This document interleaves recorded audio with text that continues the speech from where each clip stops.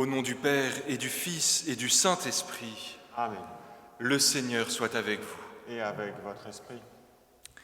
Voilà que nous ne pouvons plus nous rassembler le dimanche pour les messes publiques, alors nous nous retrouvons par le biais de cette caméra. Nous sommes ici avec le Père Bruno, le Père Michel, nous vous portons dans nos prières. Nous formons ensemble une communion de prière, peut-être plus particulièrement pour ceux qui en ont le besoin en ces jours-ci, ceux qui sont éprouvés par cette situation douloureuse pour notre pays, douloureuse pour notre monde.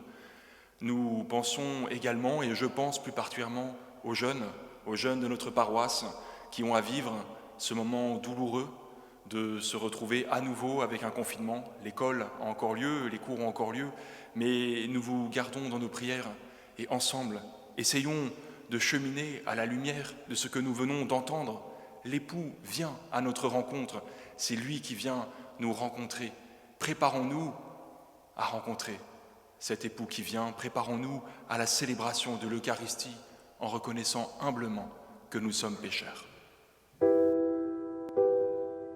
Seigneur Jésus, envoyé par le Père pour guérir et sauver tous les hommes, prends pitié de nous.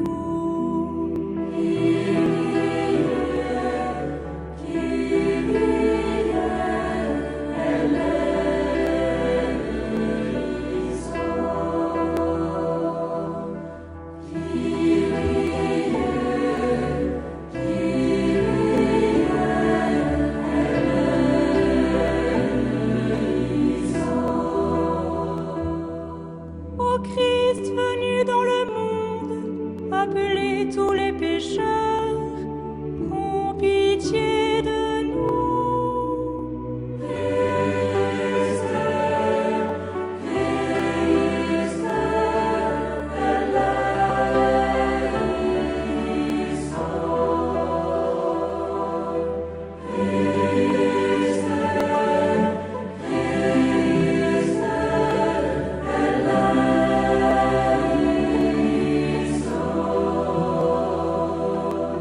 Seigneur Jésus, élevé dans la gloire du Père, où tu intercèdes pour nous, prends pitié de nous.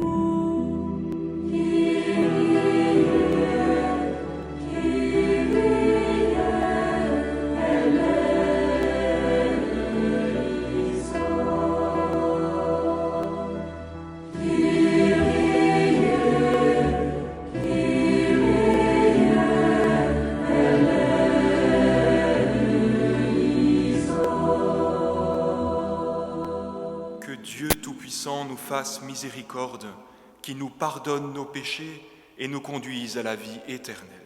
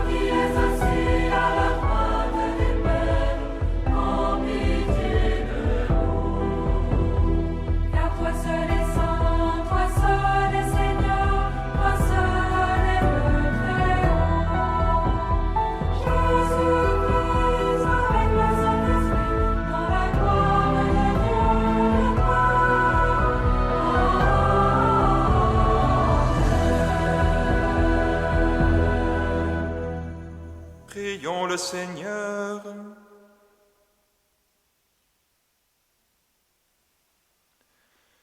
Dieu qui est bon et tout-puissant, éloigne de nous tout ce qui nous arrête, afin que sans aucune entrave ni d'esprit ni de corps, nous soyons libres pour accomplir ta volonté.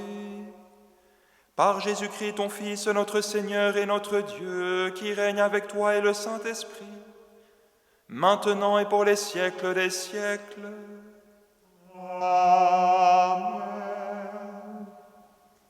Lecture du livre de la sagesse. La sagesse est resplendissante, elle ne se flétrit pas. Elle se laisse aisément contempler par ceux qui l'aiment. Elle se laisse trouver par ceux qui la cherchent et devance leurs désirs en se faisant connaître la première. Celui qui la cherche dès l'aurore ne se fatiguera pas, il la trouvera assise à sa porte. Pensez à elle et la perfection du discernement, et celui qui veille à cause d'elle sera bientôt délivré du souci. Elle va et vient à la recherche de ceux qui sont dignes d'elle. Au détour des sentiers, elle leur apparaît avec un visage souriant. Dans chacune de leurs pensées, elle vient à leur rencontre. Parole du Seigneur.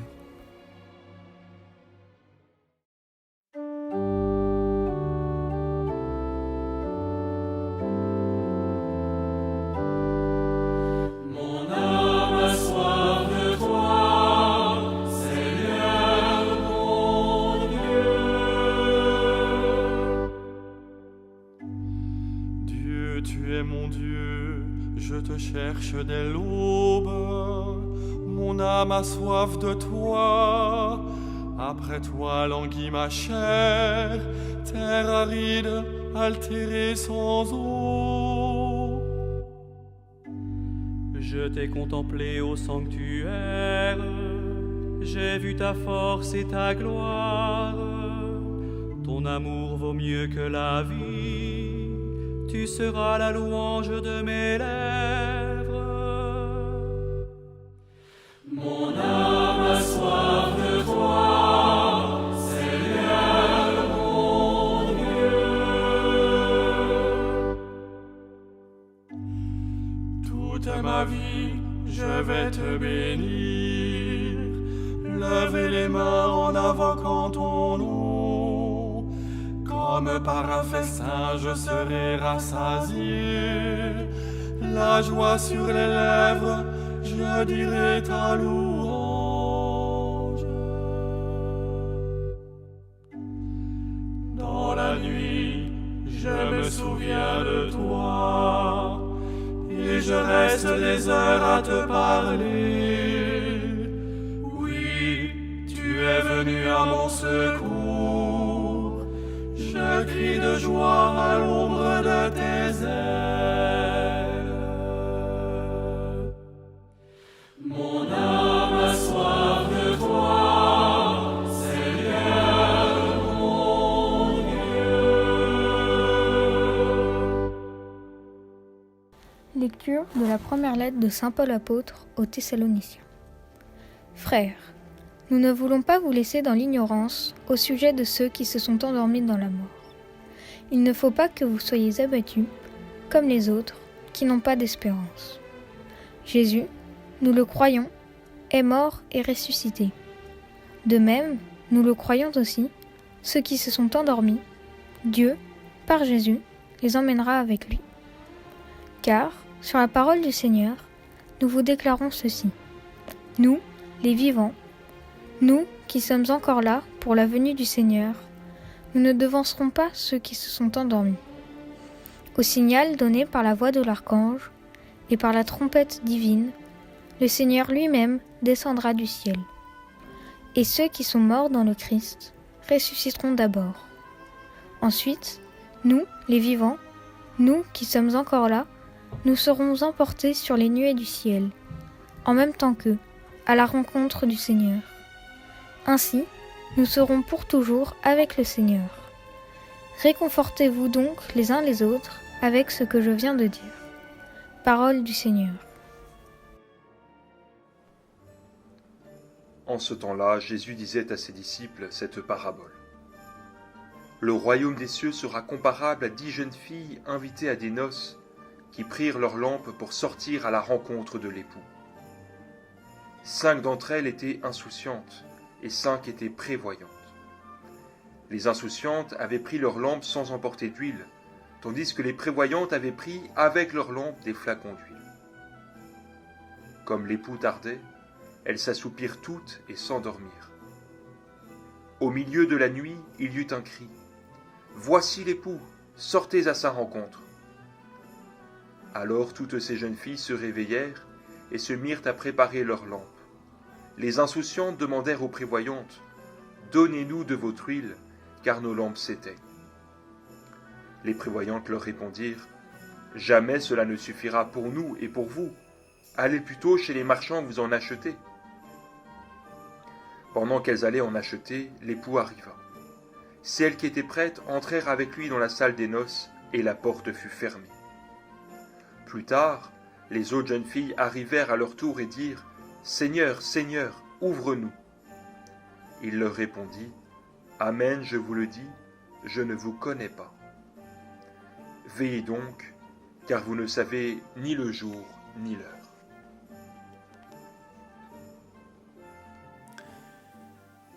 Comme tous les ans, à cette période de l'année, la liturgie nous propose de tourner notre regard vers le temps qui passe. Et d'ailleurs, l'hiver s'installe chez nous, les feuilles tombent des arbres. Et souvent, ce moment est plus difficile pour nous à vivre. Et peut-être pour certains d'entre nous, c'est d'autant plus difficile, d'ailleurs une grande majorité, j'imagine, de le vivre à cause de la crise que nous sommes en train de traverser.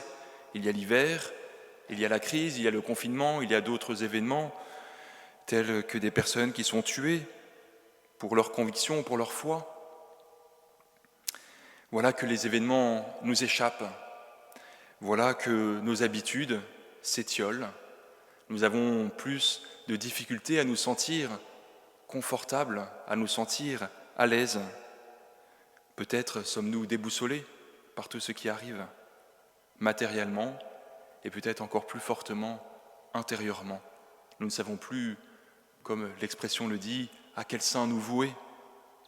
Alors l'Église nous propose de tourner notre regard vers le sens que tout ce que nous vivons peut avoir. Non pas que ce soit Dieu qui soit à l'origine de tout cela, ou il est à l'origine de la création. J'ose croire qu'il est à l'origine des saisons, de l'hiver et des feuilles qui tombent. Par contre, le mal qui nous arrive, Dieu n'en est pas l'origine. Mais grâce à lui, grâce à l'époux qui vient vers nous, peut-être, dans notre tristesse, pouvons-nous trouver un sens à cette existence.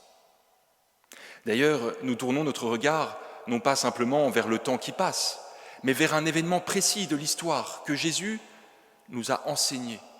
Un jour, il va venir dans la gloire. C'est cet élément de foi vers lequel nous tournons notre regard. Alors essayons à la lumière des lectures de ce jour, de ce dimanche, essayons de trouver un peu de sens dans tout cela. Je me permets de commencer par vous lire un petit morceau du catéchisme de l'Église catholique qui fait référence à la parabole qui vient d'être proclamée, celle des vierges sages et des vierges folles. Alors je vous lis, c'est au numéro 672. Le Christ a affirmé avant son ascension que ce n'était pas encore l'heure de l'établissement glorieux du royaume messianique attendu par Israël, qui devait apporter à tous les hommes, selon les prophètes, l'ordre définitif de la justice, de l'amour et de la paix. Le temps présent est, selon le Seigneur, le temps de l'esprit et du témoignage, mais c'est aussi un temps encore marqué par la détresse et l'épreuve du mal qui n'épargne pas l'Église et inaugure les combats des derniers jours. C'est un temps d'attente et de veille. C'est la fin de cette citation qui nous laisse sur ces deux mots, attente et veille. Voilà la réponse première à ce moment que nous traversons, la veille et l'attente. Mais alors oui, attendre, c'est très bien, mais attendre quoi ? Qu'attendons-nous ? Nous attendons, comme nous l'avons entendu dans cette parabole, l'époux qui vient. L'époux qui vient, d'ailleurs, nous l'avons entendu dans la première lecture, c'est la sagesse qui le dit. Elle devance leur désir en se faisant connaître la première. Cette sagesse, le Christ qui vient vers nous, c'est avant tout cet époux qui s'avance vers nous et qui est le premier à faire cette démarche-là. Ce n'est pas nous qui simplement dans notre cœur désirons nous tourner vers lui, mais c'est lui qui, en tout premier lieu, vient vers nous, marche vers nous, va à notre rencontre. Aussi, cette attente que nous avons n'est pas simplement une attente passive, une attente dans un fauteuil ou une attente où nous ne ferions rien. Peut-être parfois dans cette attente, sommes-nous dans la nuit comme ces vierges sages et ces vierges folles.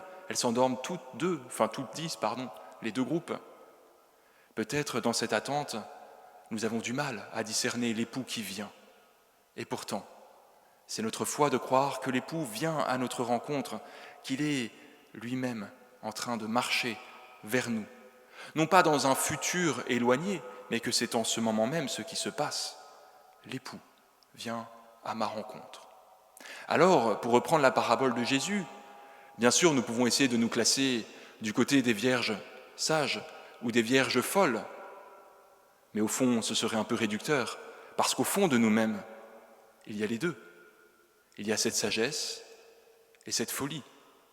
Et au fond, ces vierges de la parabole ne représentent pas des personnes en tant que telles, mais des attitudes que nous pouvons avoir au fond de notre cœur lorsque nous nous comportons de telle ou de telle manière, non pas de manière morale, mais spirituellement. Nous attendons l'époux qui vient, c'est lui qui est le premier, et il nous donne comme consigne dans cette attente, veillez, car vous ne savez ni le jour ni l'heure. Frères et sœurs, je me permets de rappeler un point de la foi qui vient de l'Évangile directement. En ce moment, il y a beaucoup de prophètes de malheur qui prétendent, parce que nous vivons des moments difficiles, qui prétendent savoir quel est le jour et l'heure. Jésus a dit que nous ne saurions pas le jour et l'heure. Nous, ce qu'il nous reste, c'est l'attente. Cette attente, comme je vous le disais, non passive, mais active. Et il nous donne une petite recette, celle de la parabole, l'huile. Alors je me permets de nous poser 3 questions en ce jour.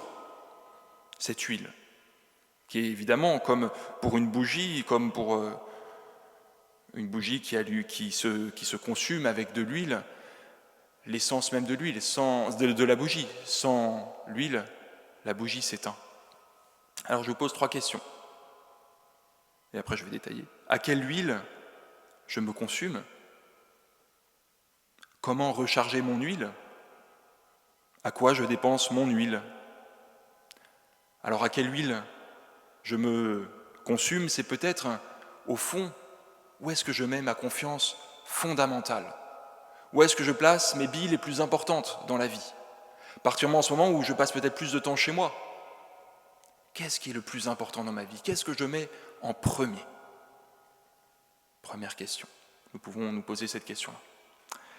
Deuxième question, comment recharger mon huile? Alors l'huile, justement, elle vient directement du Seigneur. Comment la recharger? C'est peut-être simplement en prenant du temps pour qu'il la recharge. Non pas simplement que je bourre de plein de choses ma vie, mais que je laisse un espace pour qu'il puisse recharger mon huile, qu'il puisse me donner cette huile de la foi. Ça suppose de prier, de lire l'Écriture et de lire des écrits de tradition de l'Église. C'est ces 3 choses-là qui nous enseignent progressivement et qui nous permettent de recharger notre huile. Dernière question, à quoi je dépense mon huile? Eh bien en ce moment, frères et sœurs, je crois que de l'huile, il y en a beaucoup à dépenser. Parce qu'autour de nous, il y a plein de gens qui ont besoin que nous dépensions de l'huile pour eux, de l'huile de coude, oserais-je dire, que nous dépensions un petit peu d'énergie pour vérifier qu'ils aillent bien, par charité, en allant voir les gens qui sont juste autour de chez nous, peut-être en mettant un petit mot dans leur boîte aux lettres, en leur disant que quelqu'un pense à eux, en priant pour eux. Alors, à quoi je dépense mon huile? C'est la dernière question. Frères et sœurs, maintenant, alors que nous sommes éloignés, que vous me voyez mais que je ne vous vois pas, nous vous portons dans la prière, nous nous portons les uns les autres dans cette prière, afin que nous tenions fort dans l'épreuve de l'attente de l'époux qui vient. Mais au fond, cet époux qui vient, il est là. Amen.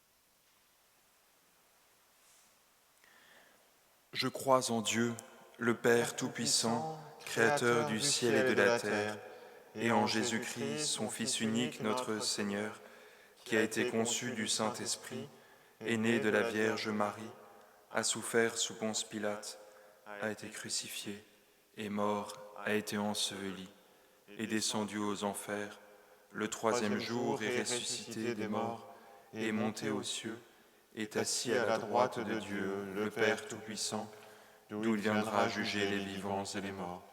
Je crois en l'Esprit Saint, à la Sainte Église catholique, à la communion des saints, à la rémission des péchés, à la résurrection de la chair, à la vie éternelle. Amen. Élargissons notre supplication à la mesure de la charité du Christ et présentons au Père les intentions de tous nos frères les hommes.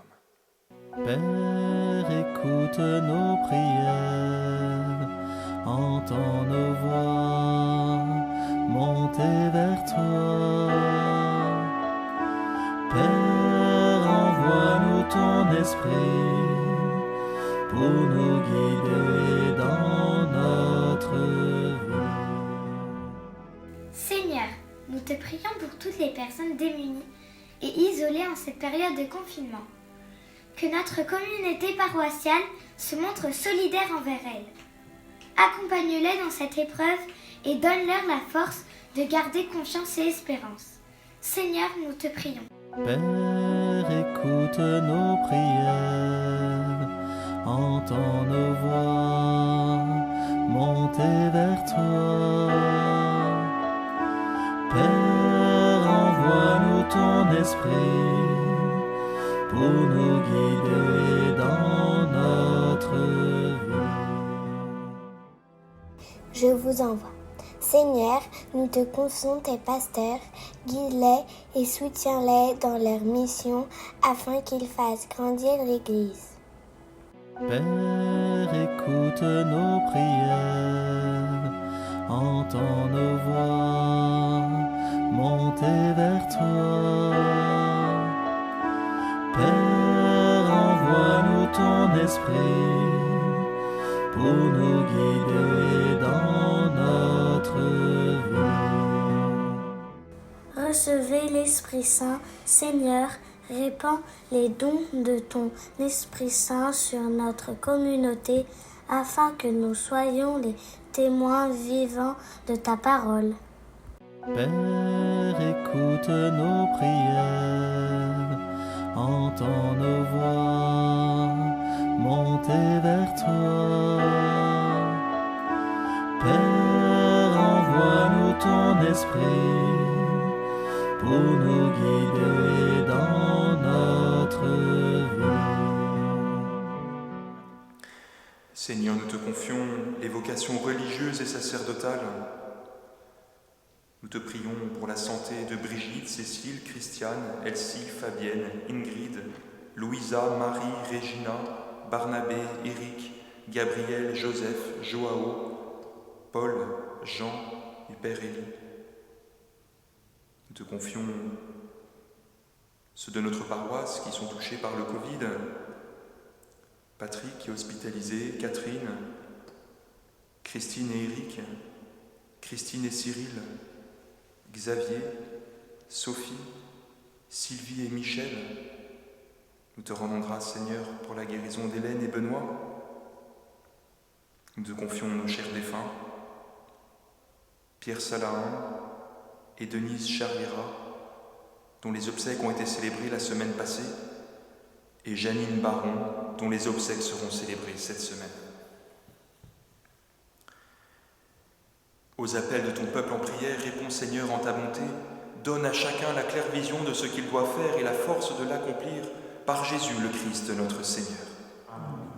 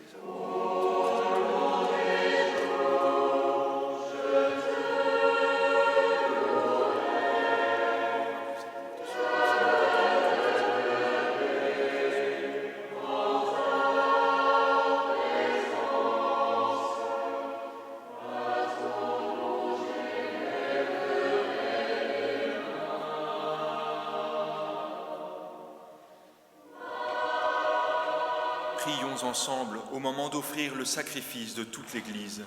La gloire de Dieu et le salut du monde. Sur les offrandes que nous te présentons, Seigneur, jette un regard de pardon et de paix. Qu'en célébrant la passion de ton Fils, nous entrions de tout cœur dans son mystère, lui qui règne pour les siècles des siècles. Amen. Le Seigneur soit avec vous. Et avec votre esprit, Élevons notre cœur. nous nous tournons vers le Seigneur. Rendons grâce au Seigneur notre Dieu. Cela est juste et bon. Vraiment, il est juste et bon de te rendre gloire, de t'offrir notre action de grâce toujours et en tout lieu. À toi, Père très saint, Dieu éternel et tout-puissant. Oui, nous le reconnaissons afin de secourir tous les hommes. Tu mets en œuvre ta puissance et tu te sers de notre condition mortelle pour nous affranchir de la mort. Ainsi notre existence périssable devient un passage vers le salut par le Christ notre Seigneur. C'est par lui que les anges assemblés devant toi adorent ta gloire. À leur hymne de louange, laisse-nous joindre nos voix pour chanter et proclamer. Sanctus, Sanctus, Sanctus Dominus, Dominus Deus Sabaoth. Sanctus, Sanctus, Sanctus Dominus, Dominus Deus Sabaoth. Qui sunt cieli et terra, gloria tua. Hosanna in excelsis, Hosanna in excelsis. Benedictus qui venit in nomine Domini. Hosanna in excelsis, Hosanna in excelsis.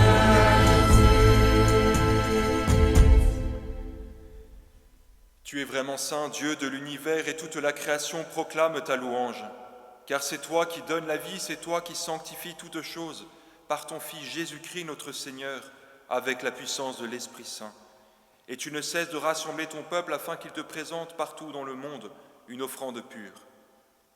C'est pourquoi nous voici rassemblés devant toi, et dans la communion de toute l'Église en ce premier jour de la semaine, nous célébrons le jour où le Christ est ressuscité d'entre les morts. Par lui que tu as élevé à ta droite, Dieu Tout-Puissant, nous te supplions de consacrer toi-même les offrandes que nous apportons.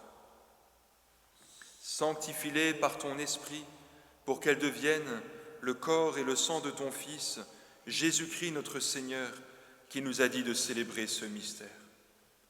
La nuit même où il fut livré, il prit le pain. En te rendant grâce, il le bénit, il le rompit et le donna à ses disciples en disant « Prenez et mangez-en tous. Ceci est mon corps livré pour vous. »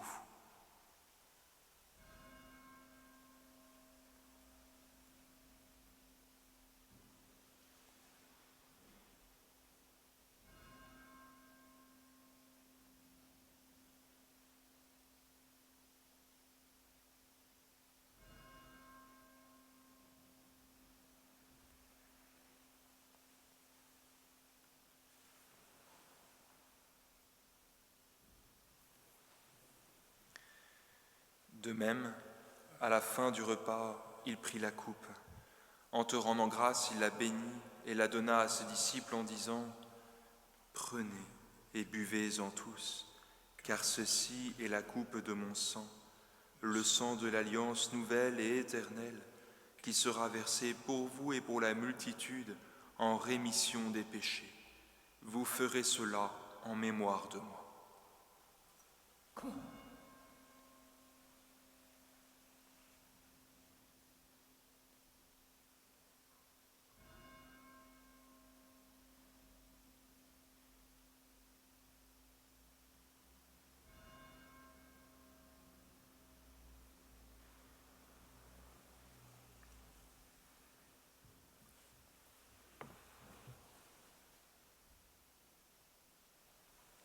Et nous proclamons le mystère de la foi.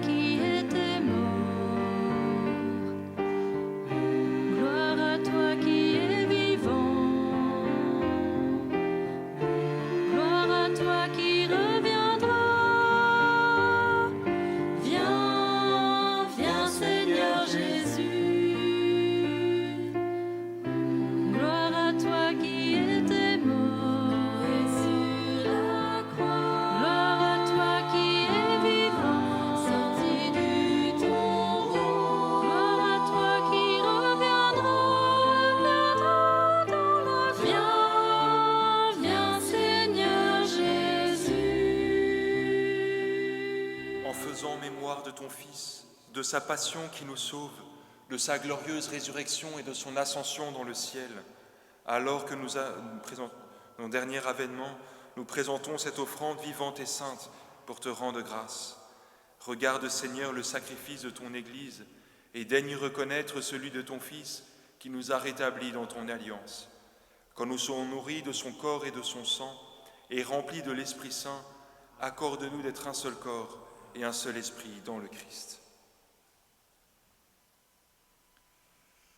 Que l'Esprit Saint fasse de nous une éternelle offrande à ta gloire, pour que nous obtenions un jour les biens du monde à venir, auprès de la Vierge Marie, la bienheureuse Mère de Dieu, son époux Joseph, les apôtres, les martyrs et tous les saints qui ne cessent d'intercéder pour nous. Et maintenant, nous te supplions, Seigneur, par le sacrifice qui nous réconcilie avec toi, étends au monde entier le salut et la paix. Affermis la foi et la charité de ton Église au long de son chemin sur la terre. Veille sur ton serviteur, le pape François, et notre évêque Éric, son auxiliaire Bruno, l'ensemble des évêques, les prêtres, les diacres et tout le peuple des rachetés. Écoute les prières de ta famille assemblée devant toi. Te confions particulièrement la santé du Père Alain Fleury et ramène à toi, Père très aimant, tous tes enfants dispersés.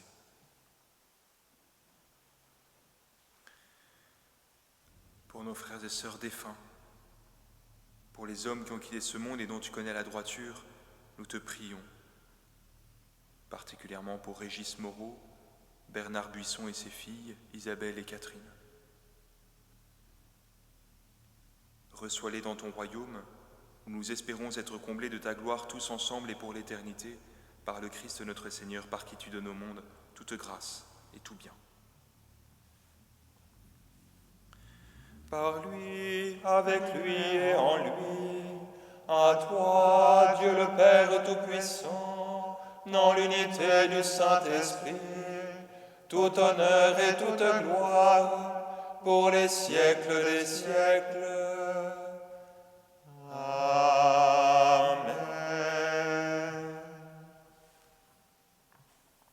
Comme nous l'avons appris du Sauveur et selon son commandement, nous osons dire: Notre Père, qui es aux cieux, que ton nom soit sanctifié, que ton règne vienne, que ta volonté soit faite sur la terre comme au ciel. Donne-nous aujourd'hui notre pain de ce jour. Pardonne-nous nos offenses, comme nous pardonnons aussi à ceux qui nous ont offensés. Et ne nous laisse pas entrer en tentation, mais délivre-nous du mal. Délivre-nous de tout mal, Seigneur, et donne la paix à notre temps. Par ta miséricorde, libère-nous du péché. Rassure-nous devant les épreuves en cette vie où nous espérons le bonheur que tu promets et l'avènement de Jésus-Christ, notre Sauveur. Car c'est à toi qu'appartiennent le règne, la puissance et la gloire pour les siècles des siècles. Seigneur Jésus-Christ, tu as dit à tes apôtres: je vous laisse la paix, je vous donne ma paix. Ne regarde pas nos péchés, mais la foi de ton Église. Pour que ta volonté s'accomplisse, donne-lui toujours cette paix et conduis-la vers l'unité parfaite, toi qui règnes pour les siècles des siècles. Amen. Que la paix du Seigneur soit toujours avec vous. Et avec votre esprit.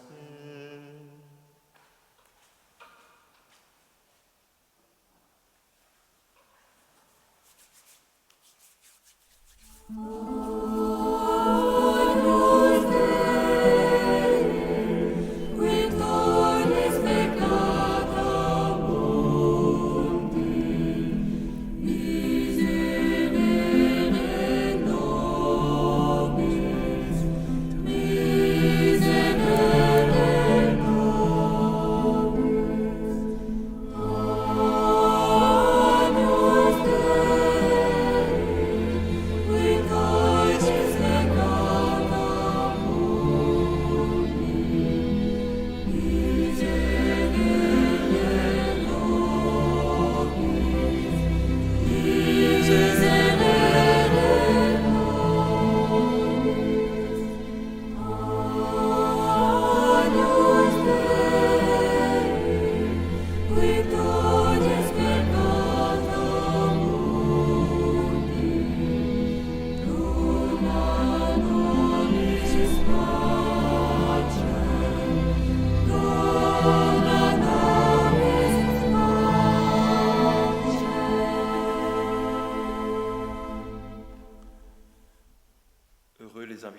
du Seigneur. Voici l'agneau de Dieu qui enlève le péché du monde. Seigneur, je ne suis pas digne de te recevoir, mais dis seulement une parole et je serai.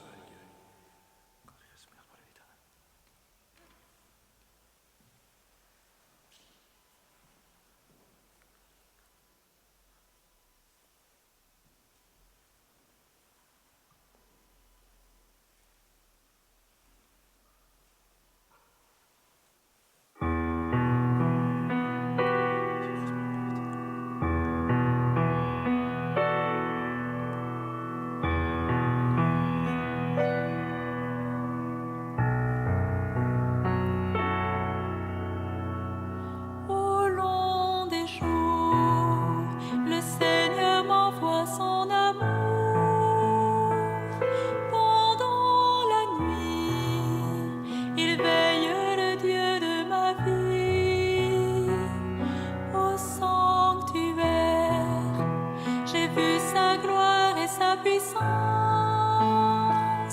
La joie aux lèvres, je dirai sans fin sa louange.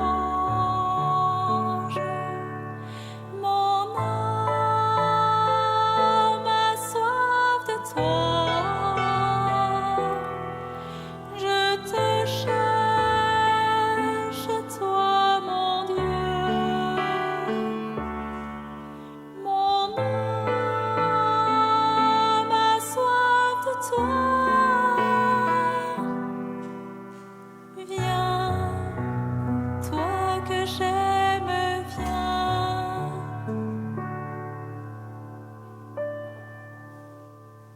Je crie de joie, tu es venu à mon secours. Tu me soutiens et mon âme s'attache à toi. Toute ma vie, je vais te bénir, te louer. Lever les mains en invoquant ton nom très saint. Mon âme a soif de toi. Je te cherche, toi, mon Dieu. Mon âme a soif de toi. Viens, toi que j'aime, viens. Tu es mon Dieu, et je te cherche dès l'aurore. Fortifiés par cette nourriture sainte, nous t'adressons, Seigneur, nos actions de grâce et nous implorons ta miséricorde. Que l'Esprit Saint fasse persévérer dans la droiture ceux qui ont reçu la force d'en haut par Jésus le Christ, notre Seigneur. Amen.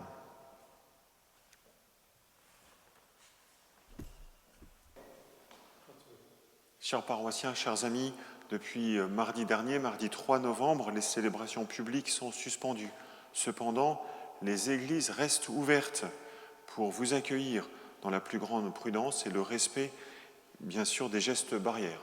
Les retransmissions des messes de la paroisse ont repris, vous êtes sans doute en train de la regarder, n'hésitez pas à la partager autour de vous. Et puis, à compter de ce dimanche, dimanche 8 novembre, et chaque dimanche, vous aurez la possibilité, avec respect et dévotion, de venir prier devant le Saint-Sacrement dans les églises de la paroisse, de recevoir aussi une bénédiction et ou de recevoir la communion auprès des prêtres qui seront présents.